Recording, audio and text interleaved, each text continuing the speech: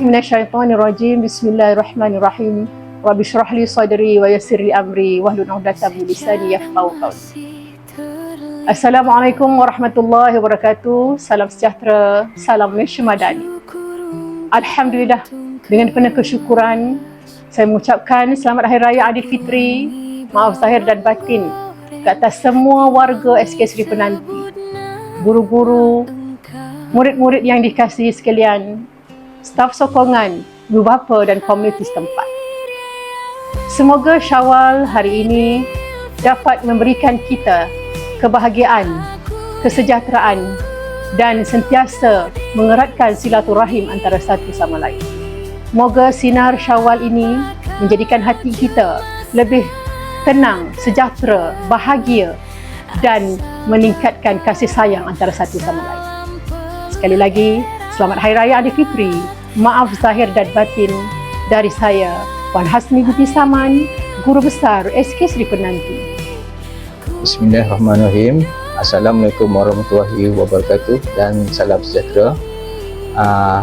Kesempatan ini saya ingin mengucapkan selamat Hari Raya Aidilfitri kepada semua guru, murid dan warga sekolah. Semoga Yang Mulia ini membawa kegembiraan, keberkatan dan mengeratkan hubungan silaturahim antara kita semua. Saya juga ingin memohon maaf zahir dan batin sekiranya terdapat salah dan silap sepanjang bersama kita di sekolah ini. Semoga semua terus diberi kesihatan, kebaikan dan kejayaan dan di masa hadapan. Terima kasih. Bismillahirrahmanirrahim. Assalamualaikum warahmatullahi taala wabarakatuh. Saya Cikgu Zamri bin Abu Bakar ingin mengucapkan selamat Hari Raya Maaf Zahir dan Batin pada seluruh warga Sekolah Kebangsaan Seri Penanti. Semoga Syawal ini membawa kegembiraan kepada kita semua. Jangan lupa jaga keselamatan, hormat ibu bapa dan manfaatkan cuti ini dengan sebaiknya. Selamat Hari Raya Maaf Zahir dan Batin. Assalamualaikum semua. Selamat Hari Raya Maaf Zahir dan Batin. Saya Teacher Huda mengucapkan selamat Hari Raya dan maaf zahir batin untuk warga SK Seri Penanti. Teacher Hanani mengambil kesempatan di bulan baik ini untuk mengucapkan selamat Hari Raya buat semua anak-anak didik tersayang, buat semua warga SKSP. Maaf zahir dan batin seandainya teacher ada melakukan kesalahan dan juga kesilapan. Saya Cikgu Jana ingin mengucapkan selamat Hari Raya Aidilfitri, maaf zahir batin kepada semua warga SKSP. Selamat Hari Raya Aidilfitri diucapkan kepada semua warga SK Seri Penanti. Semoga Aidilfitri kali ini memberikan 1000 kegembiraan dan kemanisan untuk kita semua. Kepada semua warga sekolah SK Seri Penanti, cikgu mengucapkan selamat Hari Raya Aidilfitri, maaf zahir batin.